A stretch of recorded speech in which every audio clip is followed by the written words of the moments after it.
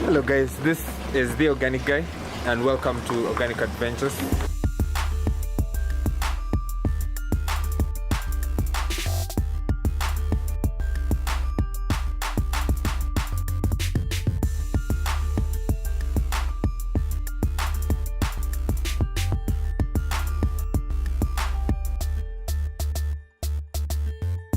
Welcome to Organic Adventures. We are all about starting, engaging and documenting conversations that will hopefully help you understand what organic is all about. So in this adventure we promised you to bring you a very important guest, and we are at the OCO offices with the one and only Dr. Peter Mokaya, who is also known as Dr. Organic. He will be telling us more about that and why it's called Dr. Organic. But we just want to for him to share with us a little bit about his organic journey, share with us about what OCA is all about, and most importantly, we'll talk all things organic. Well, thank you very much, sir, for having us at your offices. Most appreciated. It's a pleasure. Yeah, so this is one of the very interesting conversations we've been willing to have. And just to give an overview to the viewers who are listening to you for the first time, you can just tell them who you are and what you're all about.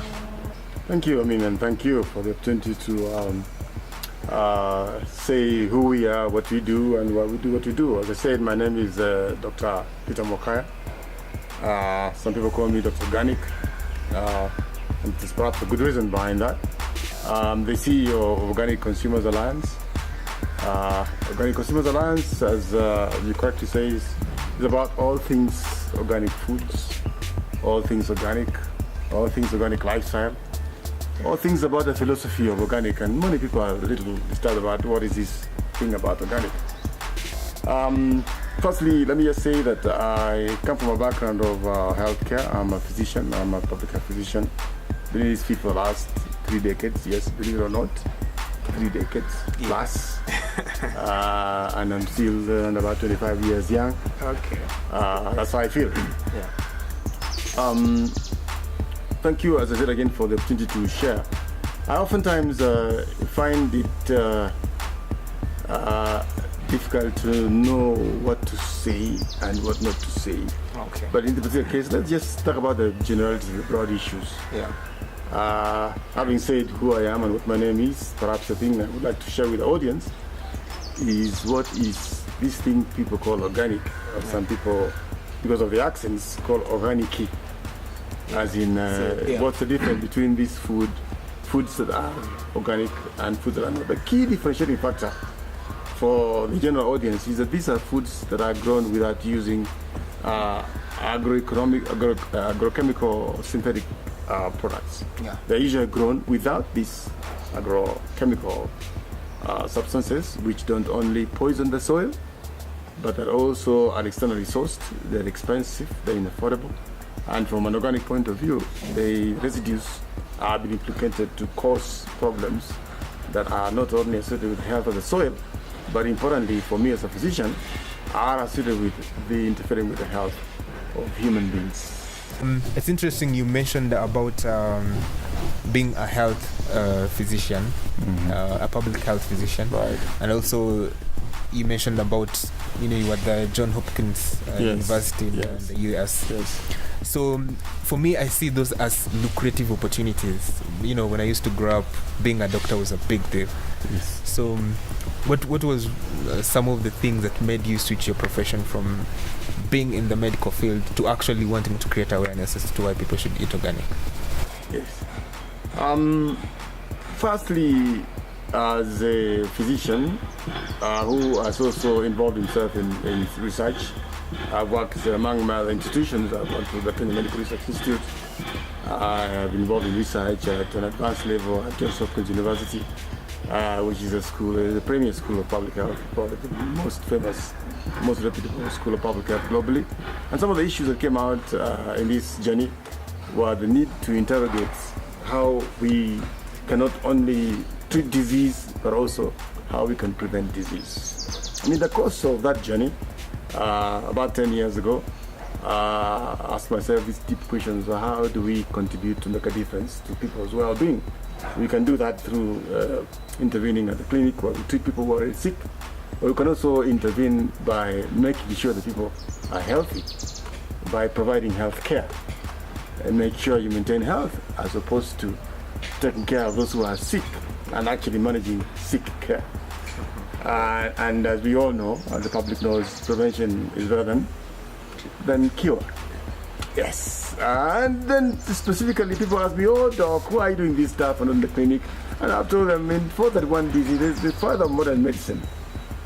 His name was Hippocrates. In 431 BC, he very famously said, let food be your medicine. And it's along those lines that around about 10 years ago, looking at the evidence of research, that I thought that I should dedicate the rest of my life and time teaching people and creating awareness on why they need to consume food that is safe, that is healthy, that is nutrient rich, and that they ensure that they stay healthy, as opposed to being in the clinic where we wait for them to be sick and then we give them medicines to try and cure them from disease. Okay. We now do know that your passion, where your passion came from.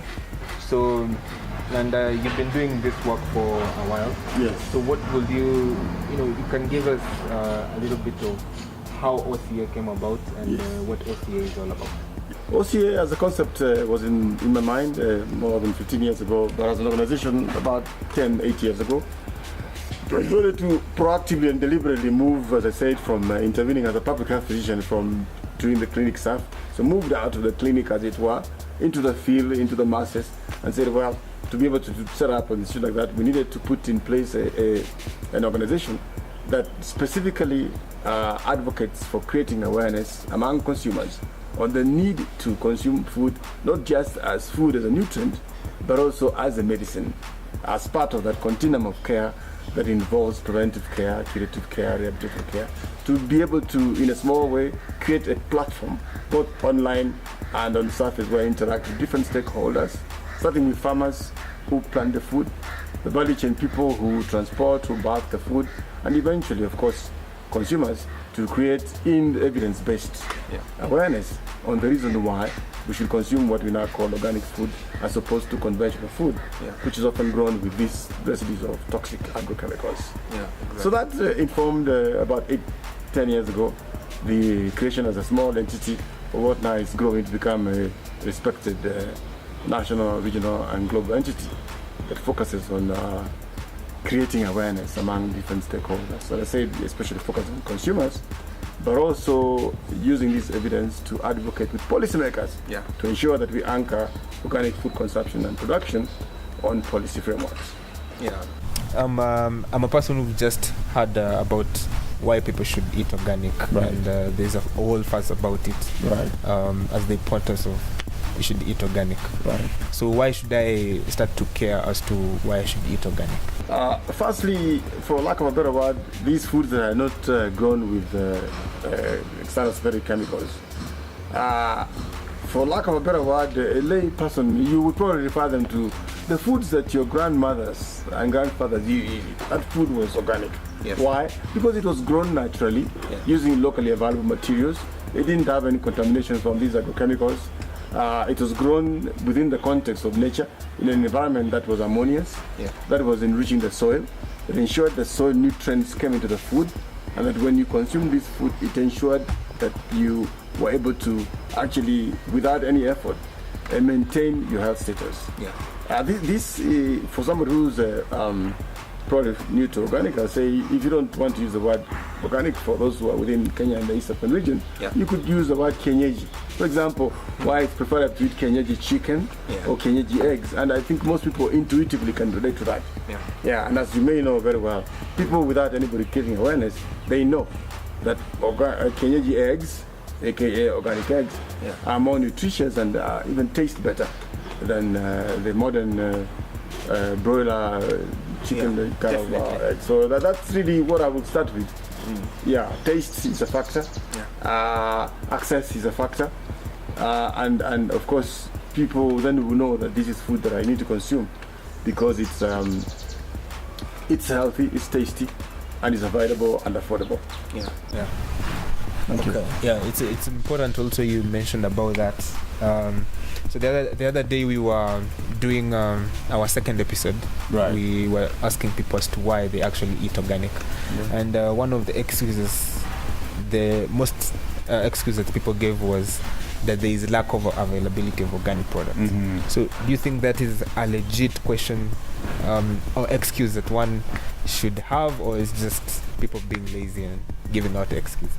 No, generally it's true, because first of all, if you don't know what you're looking for, you will not find it. And this is why the first thing that we do is to create awareness on what foods do we define as organic. Once you know what they are and what their value is to your health, then you may know where to find them. You may actually, many people consume organic foods without realizing they're organic foods. Perhaps what I should do, if you allow me quickly, is to define what foods are just beyond the agrochemicals. What foods are defined as organic. Organic is a philosophy, is a system of growing, producing, sharing, and consuming food that is in harmony with nature, in the sense that these foods are not just tasty and healthy, because health is a component of the 4 principles of organic. But the 3 other components of an organic philosophy, that these foods are ecologically friendly. They're grown in a manner that doesn't destroy the soul of the ecology. They are organically produced in the context of ecologically. Number 2, they are shared or produced in the context where there is fairness to the animals, the plants, and the ecosystem. And that these are also grown in an environment that is caring and that shows love. So in summary, the organic philosophy embraces 4 principles: ecology, fairness, caring, and of course health. So once you explain to them, then they understand that they have by default been consuming organic foods without realizing. But there's now a system that allows organic food to be classified, in the sense that you need to find a way where you can certify and confirm that it's organic, and that process is made it difficult for most people to access what one would refer to as organic food. So I agree, there is a challenge in terms of accessing what organic foods are available. But again, with more concerted efforts, with involvement of government, people who produce food, and the farmers, we can increase the access and the affordability of these organic foods, which were there intrinsically before 50 years ago when we started using agrochemicals, and we grew food organically before we introduced the modern farming system, so to say. So challenging things about this journey of creating awareness and letting people know as to why they should eat organic. Many challenges, like everything else. The first challenge is, correctly saying, the people thought that this is a foreign idea that came from abroad.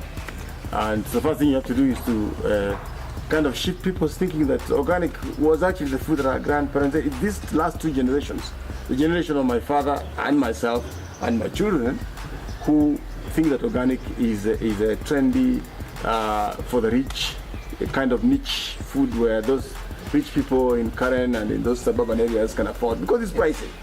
Now, this is my biggest challenge, that we need to tell the people, know the masses, that you can actually grow organic food and consume it. It's cheaper, it's healthier, it's more accessible. So that's the other challenge of how do we access the masses to reorient their thinking that they can actually grow organic food and access it and sell the surplus to others and make an income from it. We have our challenges, of course, also engaging government, because as you probably know, you can do your little things on the ground, but unless those activities are anchored on policy, you may not go very far. So we go right now having a challenge of linking up with government through the Ministry of Agriculture, to the Ministry of Environment, and of course to the Ministry of Health, to see how we can work with them at policy level, using evidence to gradually shift the thinking from conventional foods to foods that embrace what one would define as organic foods. And we believe are cheaper. So that's those accessing policymakers, making sure the masses are aware, is the biggest space that we think Organic Consumers Alliance is trying to reach. And we're doing that using mass media, print media, audiovisual. We have a strong internet presence, as you probably are aware. The younger people don't want to read long speeches. They want short messages with pictures and short messages that actually explain why this is kind of food that they would be interested in consuming. So I think we'll take a break, Yes. and we'll be right immediately after the break.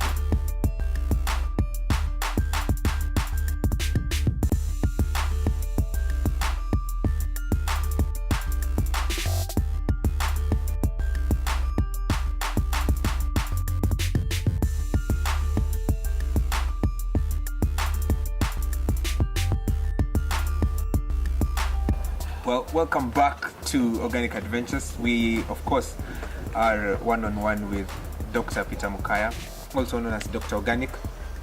And we are discussing all things organic. Before the break, we were talking about awareness and some of the challenges that you've been, had when creating awareness. Right. And one thing for sure that doesn't need awareness is the rise of NCDs, Right. the non-communicable diseases. Right.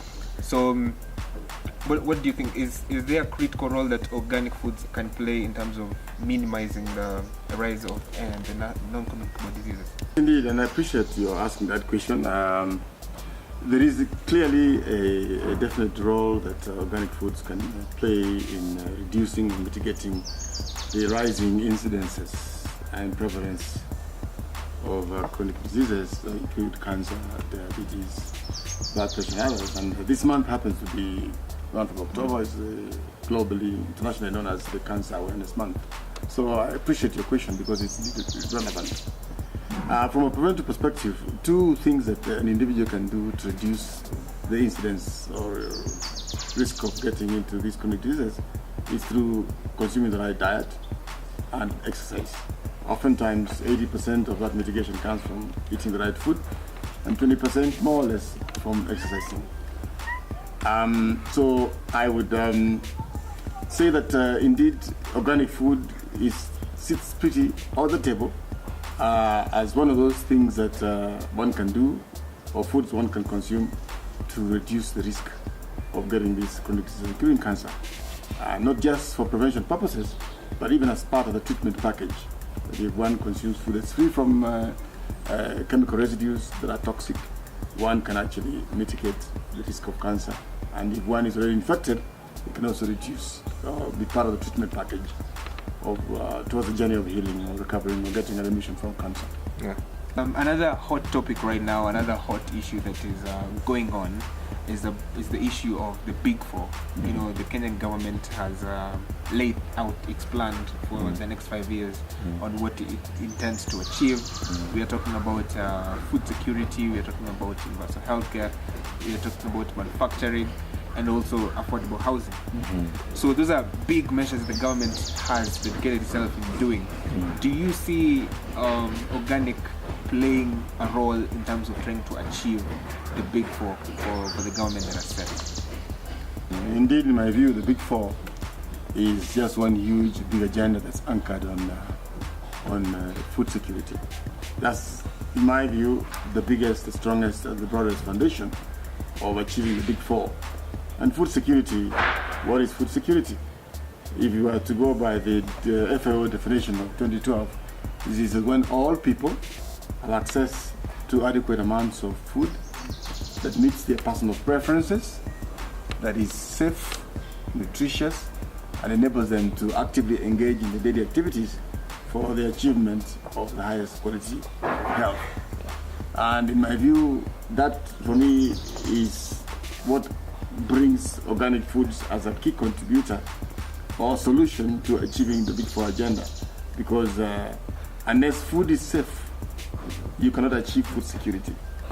And as we said earlier on in the previous episode, organic food ensures that you're consuming food that is safe and free from toxic agrochemical residues that oftentimes have been linked with these chronic diseases that include cancer, diabetes, blood pressure, and so on. So, in summary, you are not likely to achieve the Big Four agenda, especially the pillar of food security, which links up with the universal health coverage, unless people are consuming safe food as part of the definition of food security. Yeah. You know, with this huge promise that organic has in terms of achieving the Big Four that the government has set, what do you think the government can contribute in terms of trying to make, organic as being the normal thing in the recent community that we have. Is there specific strategies or specific ways that you see the government can engage itself in trying to promote organic? Yes, indeed. I'm glad to mention that the government has been working with the government for the last few years, and we now, for example, in the context of policy, have an organic subsector policy that is at the level of cabinet for approval. We appreciate that. We work with the government. The government is responsive. There is a bigger agenda of agroecological agriculture and sustainable food systems that anchors itself on the SDGs, the Sustainable Development Goals. So government is with us. They understand. We also understand that we cannot shift overnight from the current industrial conventional food systems into organic or agroecological food system. But there is a transition that we are seeing, and we appreciate that government is on board. We're working with them. It's a little bit of a slow process. Government shifts policy gradually. But I want to say that government is cognizant of the role of organic and agroecologically produced foods. So there is a sense in which we are upbeat. Not only that, we are also comfortable that this framework incorporates sustainable agriculture. The clear link with providing Kenyan citizens with safe food. Yeah. Because that safe food does not only give them nutrients to keep them alive and healthy, but also it's a way of mitigating some of these chronic conditions that include cancer, diabetes, and so on. At the regional level, we are also anchored on the CADA framework at the African level, the African Union, NEPAD, CADDP framework that encourages consuming agroecological grown food that is available locally, that brings in nutrients and allows small-scale farmers to be able to earn a livelihood and to do farming sustainably. At a higher level, the UN level, we have the Sustainable Development Goals, 17 of them. They are also sitting pretty and anchoring the whole idea of consuming food that's healthy to achieve the SDG objective number 3 on health and wellness, and of course number 2 to reduce hunger, and number 1 to mitigate poverty. And then of course from the climate perspective, when you practice organic farming or agricultural farming, you capture carbon from the atmosphere, keep it in the soil, and reduce global warming, and therefore you're good for the climate. So in summary, you normally say organic food is not just good for human health, it's also good for the health of the environment and also good for the health of the soil. So it's a triple win when you go organic. Yeah, so it's also interesting you've actually mentioned about the SDGs. So I think it's fair we give an elaborate view on what organic can contribute to ensuring the achievement of the SDGs. Yes. You have obviously mentioned an overview of what organic can do. Can we sort of, give us now, try to explain us on specific roles that organic can do to make sure that SDGs become a reality? Yes, thank you for asking that question. From where I sit, and I've been in this now for almost a decade, there hasn't been a better time for organic and agroecological food systems, both from the production perspective and from the consumption system. Before, things were not very clear, but now it's becoming apparent and clear that part of the solution of achieving the 17 SDGs is actually going organic in terms of production and in terms of consumption. Why? Because when you go organic, you improve health and health outcomes.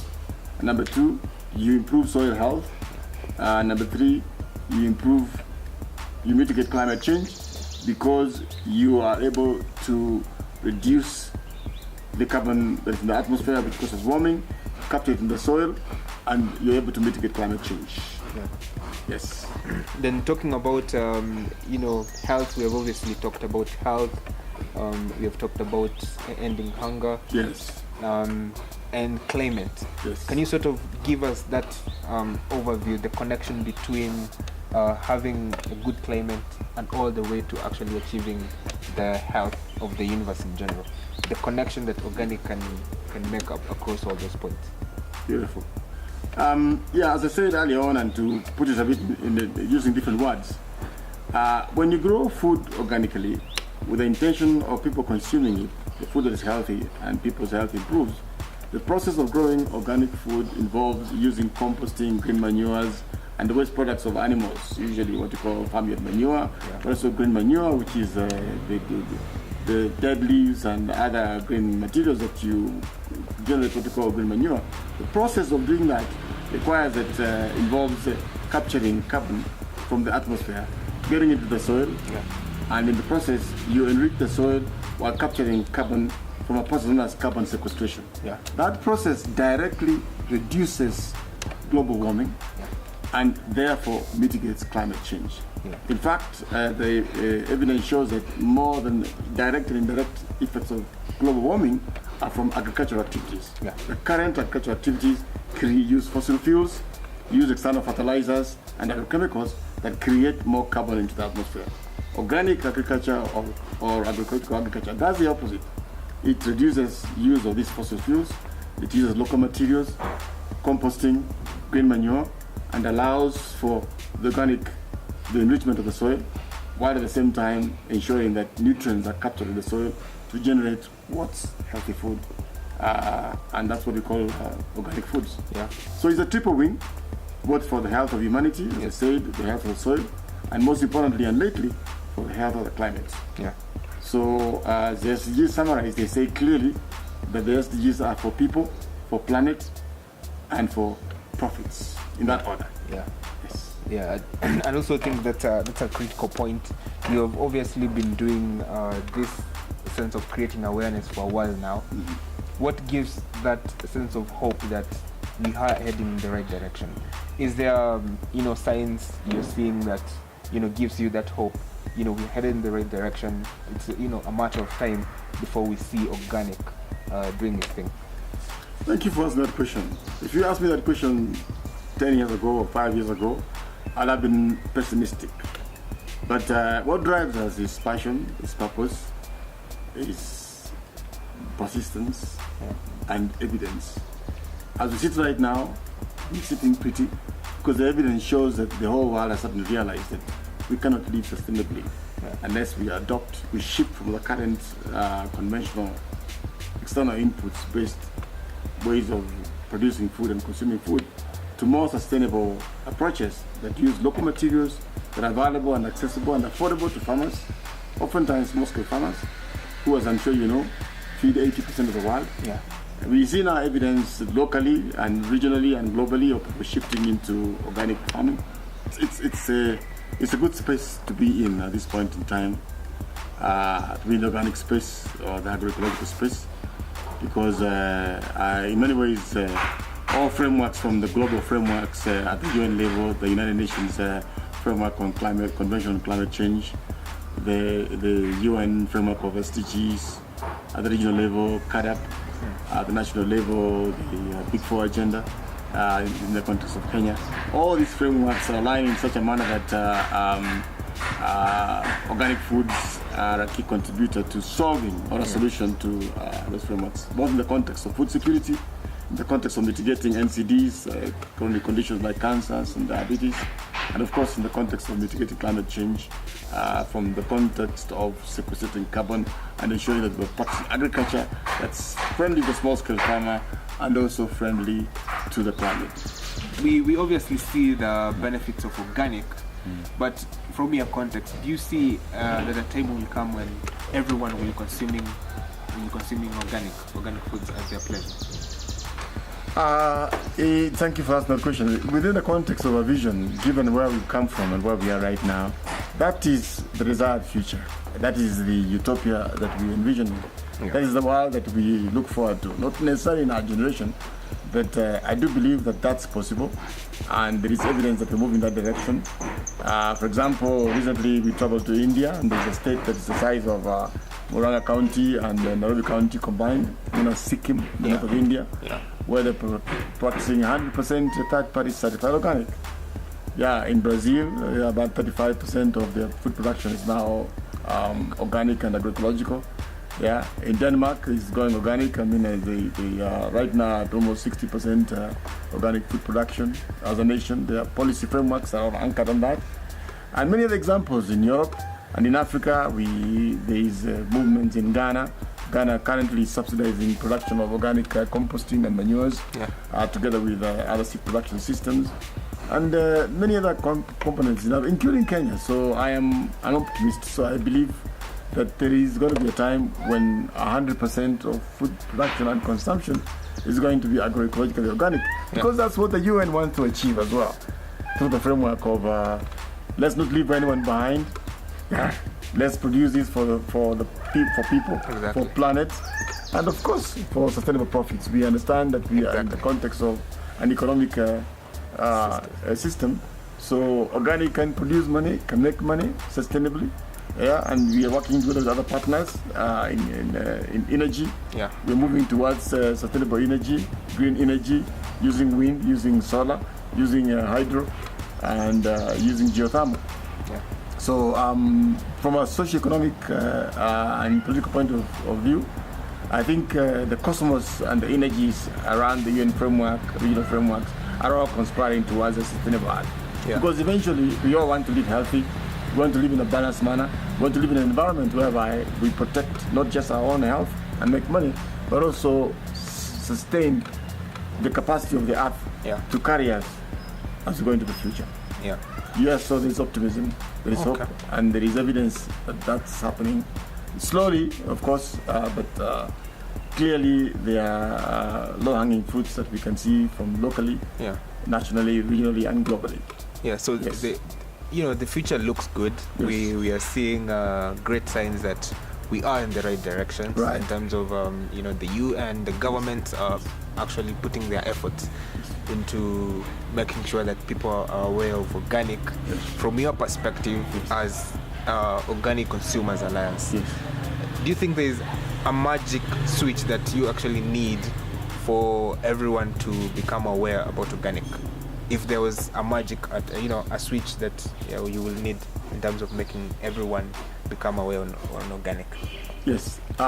My view would be that while there may not be a magic switch, one of the avenues that we're using to leverage for creating awareness on the value and the benefits of organic, and broadly speaking agroecological foods, is social media, digital media, the internet. There is a growing awareness, especially among the youth, who are more than 70 to 80% of the global population. That for me is the nearest thing to a magic switch. Even this interview we are conducting here right now, once we're able to leverage this on different social media platforms, once young people especially understand that this is good for those three components, it's good for the planet, good for the soil, good for human health, and good for the overall health of the ecosystem, that for me is an ongoing light bulb that may not necessarily be a magic switch, but is as close to a magic switch as it can be, by creating awareness that organic is not just a small niche issue, but it's an issue, is a philosophy that embraces the sustenance and the survival of the human ecosystem going forward, from all aspects, including economic point of view. Right now, obviously, we've been advocating for, organic, and in terms of consumer organic for about the last 8 years. So, I'd like to see your bigger picture, your vision. At what time do you think that will come that will actually be satisfied in terms of what you've done to the organic movement? Is there a grand picture that you can paint for us that gives us hope, in the coming days about organic? Yes, thank you. From where I sit, the last 8 years, about a decade now, has been tough. We've been in the trenches. Mostly what we've been doing is gathering the evidence. People haven't seen us, but in the last few years, we've come out of the foundation. We are coming to surface. We now have a huge internet presence from the evidence we've been accumulating. Like you're building a house, you set a foundation, it takes a long time. But I can tell you without fear of contradiction that we are at a position now where we believe that, as they say, we are about to upgrade to the next level, where we want to partner now with all like-minded persons from environment, from soil health, from agriculture, from disease mitigation in health. There is a whole global partnership, and we're leveraging on the recently launched Sustainable Development Goals. So for me, while we may not see this 100% realization of organic food being consumed globally within our lifetimes, we believe that we are now at a level where we are partnering with younger people, with other different interested, like-minded entities, like the Organic Adventures, of course, that's why we're having this interview, who, once we suck them in this space, then we'll have what people describe as a critical mass of like-minded people. Once that happens, and I can tell you for sure, then it will be boom. People then will realize that this is the preferred way forward, and the rest will just flow. Because it's almost instinctively the right thing to do without even collecting data. The survival of the human race within the context of current pollution and contaminated environment, that we shift our activities, our thinking, our energies, and the way of doing things to thinking about others and less about ourselves. Because it's one world. That's why the SDGs are packaged just for people, for planet, and for profits. And I'll just add for sustainable profits, leaving no one behind. Okay. Thank you. Thank you very much. I think it was a pleasure having you. Thank you very much for creating time to share your knowledge and your experiences. Absolutely. Thank you. So I think we are in the right direction after this conversation. We are looking with hope and seeing that things will get better. Beautiful. I believe in that too. Go out there, spread the word. Eat organic. Let's cook organic. Let's not cook the planet. That's my last words.